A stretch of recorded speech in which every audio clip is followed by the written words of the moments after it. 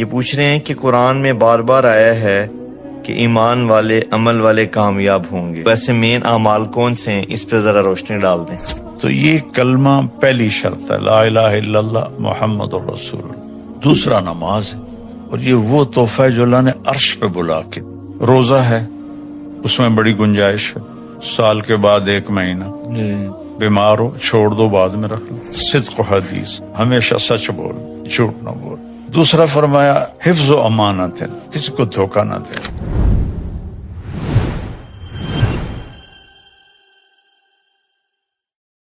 اگلا بابا ہمارے ساتھ اصغر صاحب ہیں، یہ پوچھ رہے ہیں کہ قرآن میں بار بار آیا ہے کہ ایمان والے عمل والے کامیاب ہوں گے، تو آپ بتائیں نیک عمل کون سے ایسے ان نیک اعمال سے جو قرآن میں بار بار آیا ہے کہ کامیابی دلائیں گے، ویسے مین اعمال کون سے ہیں؟ اس پہ ذرا روشنی ڈال دیں۔ اللہ تعالیٰ نے اتنی لمبی زندگی کہ جس کا کوئی اینڈ نہیں ہے، جی، اس کے لیے چند باتیں بتائیں۔ یہ 4 روزہ زندگی کے لیے کتنے ہم کھپتے تپتے ہیں، ہڈیاں کھر جاتی ہیں، اور اتنی بڑی جنت اور اتنی لمبی زندگی، توحید کی گواہی، لا الہ الا اللہ، اللہ ایک ہے، محمد الرسول اللہ، محمد صلی اللہ علیہ وسلم آپ کے رسول ہیں اور آخری ہیں، آپ کے بعد کوئی نبی نہیں ہے۔ دنیا کا سب سے بڑا گناہ ہے اللہ کا شریک ٹھہرانا، اس سے بڑا گناہ کوئی۔ کسی گناہ پہ زمین آسمان نہیں ہلتے، لیکن تکاد السماوات یتفطرن منہ،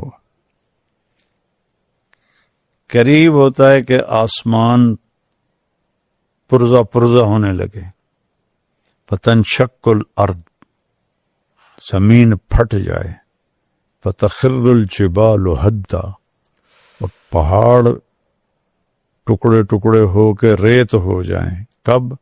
ان دعوا للرحمن ولدا، جب لوگ کہتے ہیں کہ اللہ کا بیٹا ہے۔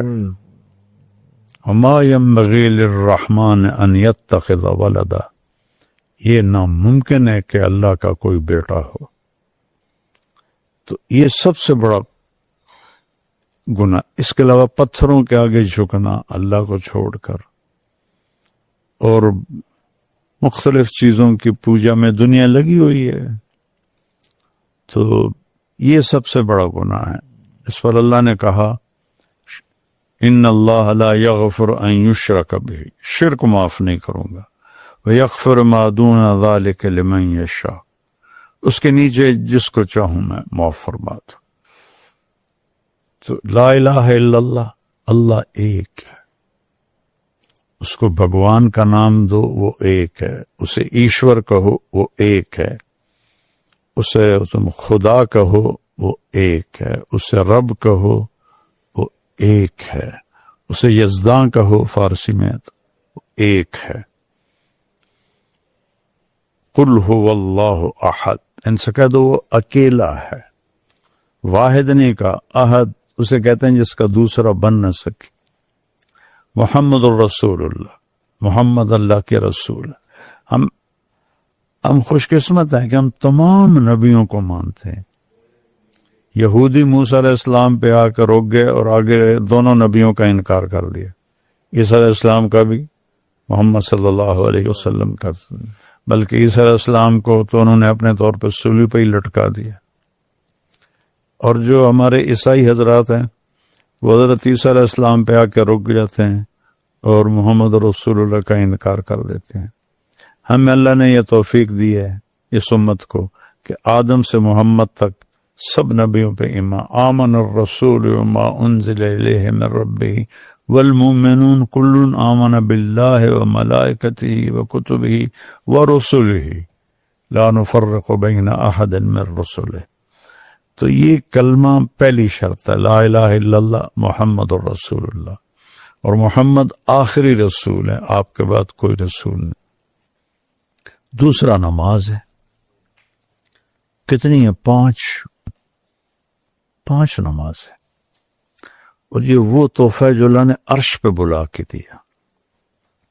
باقی سارے عبادتیں زمین پہ اتاری، نماز کو عرش پہ بلا کے سامنے کھڑا کر کے دیا۔ 5 نمازیں روزانہ پڑھنی ہے، قضا ہو جائے سونے سے پہلے، قضا پڑھ لے تو حاضری لگ جائے گی۔ چھوڑ دینا شرک کے بعد سب سے بڑا گناہ ہے کہ اللہ کو سجدے کا انکار کر دینا۔ اس میں اللہ نے کوئی گنجائش نہیں رکھی سوائے اس کے کہ سفر میں 2 رکعت پڑھ لو، بیمار ہو تو بیٹھ کے لیٹ کے اشاروں سے پڑھ۔ جب مجھے ہارٹ اٹیک ہوا تھا تو میں صرف آنکھوں کے اشارے سے نماز پڑھتا رہا۔ معاف نہیں، معاف ہوتی تو امام حسین علیہ السلام کو کربلا میں ہوتا۔ 1447 سال میں ایسا واقعہ نہ ہوا نہ ہوگا، نہ پیچھے کبھی ہوا۔ نماز کا وقت ہوا، امام علی مقام نے اپنے سردار زہیر سے فرمایا کہ شمر سے کہو کچھ دیر رک جائے، میں نماز پڑھ لوں۔ جن کو دودھ پیتے ہوئے جنت کی سرداری مل گئی ہو، یہ کربلا کی وجہ سے نہیں جنت کے سردار بنے، یہ تو ماں کا دودھ پی رہے تھے تو آپ نے کہا حسن حسین جنت کے نوجوانوں کے سردار، ان کی ماں جنت کی عورتوں کے سردار ہے، اور علی ان سب سے افضل ہے۔ یہ اس جگہ پر کہہ رہے ہیں مجھے نماز پڑھنے دو، اس سے مطلب میرے رونگٹے کھڑے ہو جاتے ہیں کہ کس طرح امت نماز چھوڑ رہی، کہ جن کو جنت کی شہزادگی دے دی گئی، اور وہ دیکھ رہے ہیں کہ یہ لاش پڑی ہے، یہ لاش پڑی ہے، یہ لاش پڑی ہے، یہ ہاتھ کٹ گیا ہے، یہ خون ابل رہا ہے، نماز پڑھنے دو۔ شمر نے کہا ہم جنگ نہیں روکیں گے۔ ٹھیک، 2 حصوں میں تقسیم کیا، آدھے نماز پڑھو آدھے جنگ کرو۔ پھر جو پڑھ کے آئے ان سے کہا تم جنگ کرو، ان سے کہا تم نماز پڑھو۔ عصر سے پہلے سب کے سر نیزوں پہ چلے گئے۔ کتنی بڑی تاریخ ہے، کتنا بڑا دھوکہ ہے، اور ہمارے ہاں تو اتنی جہالت ہے۔ وہ سائیں سانو ساڈا پیر بخشا دے گا، وہ شیعہ کہتے ہیں ہمیں مولا علی لے جائے گا جنت میں، تو پھر حسین سے بڑا رشتہ کس کا تھا مولا علی کے ساتھ؟ انہوں نے تو پوری 17 ایک گھر کے بندے ذبح ہو جائے، اللہ اکبر، اور اہل البیت پاکیزہ خون، پاک ہستیاں۔ 2 سال کا عبداللہ نماز نہیں چھوڑی۔ اس کے بعد روزہ ہے، اس میں بڑی گنجائش ہے، سال کے بعد 1 مہینہ، بیمار ہو چھوڑ دو، بعد میں رکھ لے۔ ایسی بیماری ہے کہ نہیں رکھ سکتے، معاف ہو گئے، بالکل ہی معاف ہو گئے۔ اللہ، فدیہ کہتے ہیں علماء، مفتی حضرات جانتے ہوں گے۔ زکوٰۃ اور حج مسلمان مالداروں پر، غریبوں پر لیں، اور حج کے لیے صرف پیسہ شرط نہیں، صحت بھی شرط ہے، راستہ امن والا ہو یہ بھی شرط ہے۔ کتنی آسانی ہے۔ یہ 5 فرائض ہیں جن میں 2 تو صرف پیسے والوں کے لیے اور 3 سب کے لیے ہیں، اور اس میں بھی گنجائش ہے، کوئی اونچ نیچ ہو جائے معافی مانگو، اللہ معاف کر دے۔ اور اس کے بعد ایک حدیث میں بیان کیا کرتا ہوں کہ 4 کام کر لو ان 5 فرائض کے ساتھ تو اتنی بڑی جنت مل جائے گی۔ آپ نے کہا صدق و حدیث، ہمیشہ سچ بولنا، جھوٹ نہ بول۔ کہ آپ نے سے پوچھا گیا یا رسول اللہ مسلمان بزدل ہو سکتا کہاں، بخیل ہو سکتا ہاں، جھوٹا ہو سکتا کہ نہیں، جھوٹ نہیں بول سکتا۔ حجاج بن یوسف جو فرعون تھا اس امت کا، 1.5 لاکھ آدمی اس نے سامنے کھڑے ہو کے قتل کروا دی، ایک دن اپنے نوکر سے کہنے لگا لوگ میرے بارے میں کیا کہتے ہیں؟ کہنے لگا اگر میں نے بتایا تو مجھے بھی قتل کر دے گا. کہنے لگا نہیں وعدہ کرتا ہوں نہیں کرتا. انہیں اڈی وڈی چارج شیٹ ایسا ایسا ایسا ایسا ایسا اس میں ایک کا جھوٹا ہے باقی سارے اس کے اب ساری تاریخ میں لکھے پڑے ہیں. ایسے کر کے سنتا رہا. جب خاموش ہوا نا وہ تو کہنے لگا ساری سچ ہے ایک بات کے سوا جب سے میں نے زبان کھولی ہے میں نے جھوٹ آج تک نہیں بولا. یعنی آج تک جھوٹ نہیں بولا. تو اب میں کیسے رہوں؟ ہمارے تو مدرسے کے طلبہ جھوٹ بولتا. علماء ممبر پہ بیٹھ کے کیسے کیا کر رہا تھا. جس قوم میں جھوٹ ہو وہ عزت نہیں پائے گی. بے شک. تو ہم نے کہا سچ بولو جھوٹ نہ بولو. ایک عبد الملک بن مروان کے خلاف اشد بن قیس نے بغاوت کی تھی تو اس میں بصرہ کے ایک بڑے عالم تھے ابو خراش ان کے بیٹے شامل ہو گئے. اشد کو شکست ہو گئی قتل ہو گیا. وہ بیٹے بھاگ گئے. کئی سال کے بعد چھپ کے واپس آ گئے. بصرہ کو وہاں اس زمانے کی ISI جو تھی اس نے خبر دے دی کہ اس کے بیٹے گھر آ گئے. تو کہنے لگا آج ابو خراش کے سچ کا امتحان لوں گا. ان کے بارے میں مشہور تھا کہ کبھی جھوٹ نہیں بولتے. تو اس نے ان کو کھانے پہ بلایا. وہ کھانے کی ضیافت عنوان اور اس میں سب گفتگو کر رہے ہیں. ایک عام ماحول گفتگو کا بنایا. باتوں میں کہنا کہ ابو خراش تیرے بیٹے ہمارے خلاف لڑے تھے پھر بھاگ گئے تھے کوئی پتہ ہے کہاں ہے؟ تو وہ ہنس پڑے. کہنا کہ حجاج زندگی موت تو اللہ کے ہاتھ میں ہے گھر بیٹھے ہیں. تو اس نے ان کو ایسے کیا کہا ابو خراش تیرے سچ کو سلام کرتا ہوں تیری جان بھی بخشتا ہوں تیرے بچوں کو بھی بخشتا ہوں. اگر تو جھوٹ بولتا یہیں دسترخوان پہ تیرا سر اتار دے اور تیرے دونوں بیٹوں کو بھی قتل کر دیتا. جاؤ تیرا سچ تجھے مبارک. اللہ اکبر. دوسرا فرمایا صدق حفظ و امانت ہے کسی کو دھوکہ نہ دینا. تب جاؤ بازاروں میں دیکھو کیا ہو رہا ہے. چاہے کوئی داڑھی والا بیٹھا ہے چاہے کوئی بغیر داڑھی والا بیٹھا ہے دھوکہ دینے میں سب برابر. لاکھوں میں کوئی ایک ہوگا جو دیانتداری کے ساتھ کام کر رہا ہوگا ورنہ دھوکہ ہی دھوکہ ہے. تو جس قوم میں دھوکہ بھی ہو اور جھوٹ بھی ہو وہ کہیں ہمیں عزت ملے یہ نہیں ہو سکتا. میں اپنی آنکھوں سے نہیں دیکھ رہا. جی بالکل. کیا اوقات ہے ہمارے دنیاوی سطح پر. اتنا خوبصورت ملک اتنا وسائل سے مالا مال.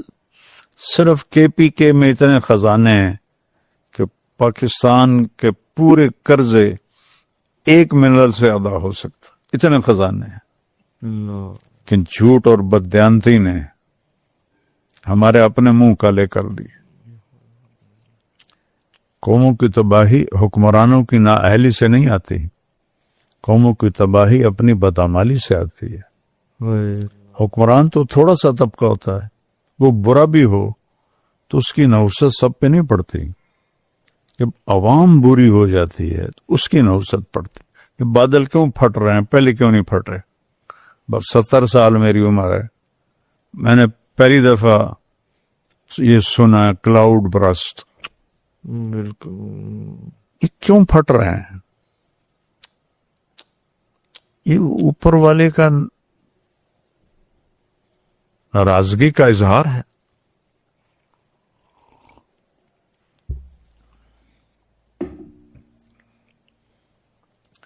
تیسرا فرمایا ہاں اس پر ایک واقعہ بھی سناتا ہوں. جریر بن عبداللہ یمنی شہزادے ہیں اور حجۃ الوداع پہ ایمان لائے بالکل آخری 3 مہینے اور تمام صحابہ میں سب سے خوبصورت آدمی تھے جریر بن عبداللہ. حضرت عمر کہتے تھے یہ ہمارا کسرا ہے، اتنے خوبصورت تھے وہ. آپ نے فرمایا اکرم الناس منازلہم، عزت دار کو اس کے مرتبے کے مطابق عزت دو. کہتے ہیں ایمان لانے کے بعد جب میں دروازے پر گیا مجھے انتظار نہیں کروایا. ابوبکر عمر کو انتظار کروایا، مجھے نہیں کروایا. فوراً بلاتے تھے. مجلس میں آئے تو کمرہ بھر چکا تھا تو دروازے کی دہلیز پر بیٹھ گئے تو آپ نے اپنی چادر رول کر کے ان کی طرف پھینکی کہ جریر میری چادر پہ بیٹھ جاؤ. یہ چادر بلال کو نہیں پیش کی، یہ چادر عثمان علی کو پیش نہیں کی، ابوبکر عمر کو نہیں پیش کی. انہوں چادر لے کے سر پہ رکھ لیا، رسول اللہ اس کی جگہ تو یہاں ہے. تو انہوں نے اپنے نوکر سے کہا گھوڑا خرید کے لاؤ، میں پیسے دے دوں گا. وہ منڈی گیا اور 300 درہم کا گھوڑا لے کر آیا. شاہی خاندان والوں کو گھوڑوں کے نسب بھی سکھائے جاتے تھے، جیسے اپنے خاندان کا نسب سکھایا جاتا تھا، گھوڑوں کے اونٹوں کے نسب سکھائے جاتے تھے. انہوں نے گھوڑے کو دیکھا تو وہ مہنگا تھا، مالک کو پتہ ہی نہیں تھا. فرمان لگے 400 کر دوں تیرے گھوڑے کی قیمت. ہم نے کہا جی کر دیں. پھر کہنے لگے 500 کر دو. کہا جی کر دیں، خوشی کی بات. 600 کر دوں. کہا جی کر دو. جب انہوں نے کہا نا 700 کر دوں تو وہ حیران پریشان ہو کے دیکھنے لگا، پتہ نہیں حضرت آپ کیا فرما رہے ہیں. کہنے لگے 800 کر دوں. کہ حضور میں تو 300 سے بھی راضی ہوں، 500 کیوں بتا رہے ہو؟ میں نہیں پتا. نوکر سے کہا 800 دے دو، گھوڑا باندھ دو. جب وہ چلا گیا تو کہنے لگے حضرت میں جو 300 میں سودا کر کے لایا تھا تو شرن تو بے میں کوئی کسی قسم کی قباحت نہیں، برائی نہیں. یہ میرا کرتا ہے، میں 1 روپے میں بیچوں یا 100 روپے میں بیچوں، جب میں راضی ہوں بیچنے والا. جو بیچنے والا 300 میں دے رہا تو 100% بے صحیح ہے، لیکن دیکھنے والا کوئی اور آدمی ہے. ان کا یہ 500 کیوں بڑھائے ہیں؟ کہ بیٹا اس کا گھوڑا 800 کا تھا، 300 کا نہیں تھا، اور میں نے اللہ کے نبی کے ہاتھوں میں ہاتھ دے کے مجھ سے وعدہ لیا تھا کسی کو دھوکہ نہیں دینا. تو اب دھوکہ ہی تجارت بن گئی.